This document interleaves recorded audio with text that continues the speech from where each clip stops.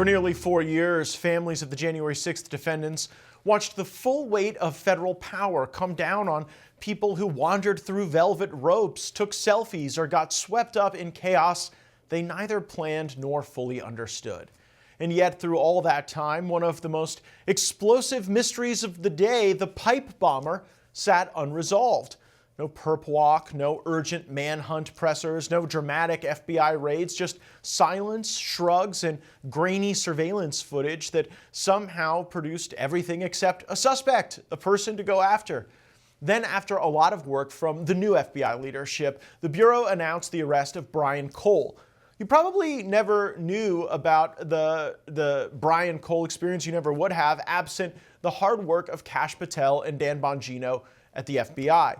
Now, how is it that the most powerful law enforcement agency on earth could hunt down grandmas in minivans, track down meme makers across state lines, and compile meticulous case files on trespassers within weeks, yet it takes almost half a decade to identify the man who planted explosives outside of the RNC and DNC? And all of this time, the great criminal mastermind was none other than Brian Cole? This guy? Some socially withdrawn 30-year-old suburbanite who worked for a bail bondsman? That's who evaded the FBI during the entire Biden administration? This isn't about politics, it's about priorities.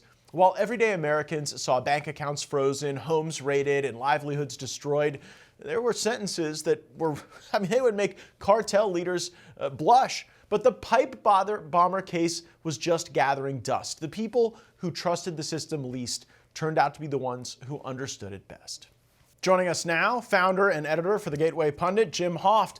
So Jim, this pipe bomber case has been just wild. What are your big takeaways with this recent arrest? Well, the recent developments, Matt, is that this gentleman, Brian Cole, was interested in the My Pony movement. I don't know if you saw that. He particularly liked the pink and purple ponies, and he was posting things up on these chat groups for My Little Pony. So that's bizarre. That came out yesterday. The New York Post had some followed his email address and found that information. And he also has admitted to planning the bombs. Now, this evening, Representative Burchett just went on with Benny Johnson. And he was saying that this guy was groomed just like the other killers we've seen recently, Brooks and Robinson out in who killed Charlie Kirk. So that's a pretty bold statement from Burchett. But we still don't know a lot about this guy. The family says that he's autistic and stayed in the basement and didn't have much of a social life. So it does fit sort of this pattern we've seen recently. But I think a lot of people have a lot of questions about this. Yeah, what is the pony movement and what are its goals? So My Little Pony is this little kids program that used to be on. I don't know if it's still on. I assume it is. It's a little cartoon, and it's for little girls. And it's basically, I think I could say it's for little girls. And it's these pretty little ponies that are, cartoons, and they're prancing around, and they have a different episode each week. And so this guy was into this movement. There's, we've seen this before with different characters there's a whole movement of older men who are into this My Little Pony movement. So it's very strange, but that's what the New York Post came out with yesterday. Again. Well, I guess here's my question around all of this, Jim. How does some guy whose only interactions seem to be with people who say he was withdrawn, possibly on the autism spectrum, wandering around, whatever the My Little Pony movement is, how is this the mastermind that evades Joe Biden's FBI for 4 years? Right. It's unbelievable, isn't it? And here he was, they found grandma in a crowd of 1,000, who lived in Iowa, and put her in jail for 6 months. But they couldn't find this guy who's walking around by himself at night on the phone, waving at the police. Kind of strange. Yeah, and in the area, where do you think the story goes next? Are we expecting a guilty plea here? Some sort of additional evidence collection? What do you think we continue to learn out of this and gather out of all of this? Yeah, I think so far it's just been pretty strange, hasn't it? And I do think a big development that came out the past couple of weeks is that this Jocelyn Ballantine, who works for the DOJ, she's the one who's taken over this case. She was in charge of the Flynn case. She planted bad evidence she was giving to Flynn's lawyers. She refused to drop the case after the government dropped it. She also worked on the Proud Boys case, the 5 guys that they put in jail for 20 years. She was the lead prosecutor there. And she, according to Enrique Tarrio, who was the leader of the Proud Boys, he just said this last week, that she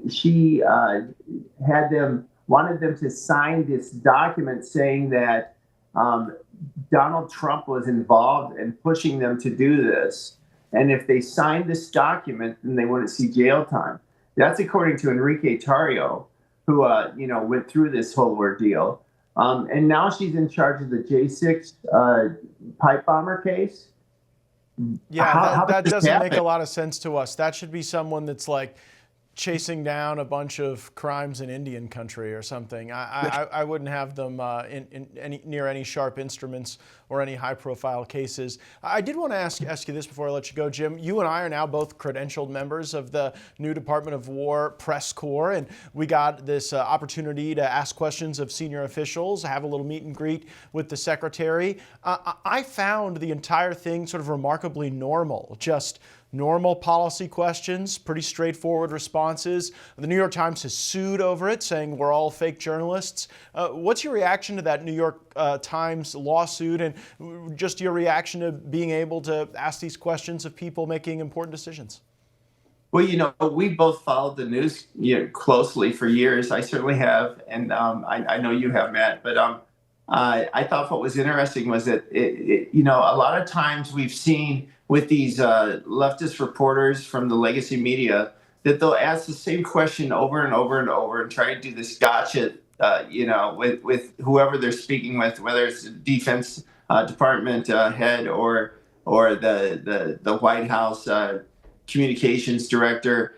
But they're always trying to set them up. I thought our interview with Pete Hegseth was broad. It was knowledgeable. Several topics were discussed. I thought Pete was exceptional, but I thought the reporters in there had a pretty wide understanding of several topics, and it was like what I would call a normal media should be like. Sure. Well, I look forward to seeing you again there. I am a daily reader of the Gateway Pundit. Jim Hoft is the founder and editor. Thank you, as always, for coming by the program. Thanks, Matt.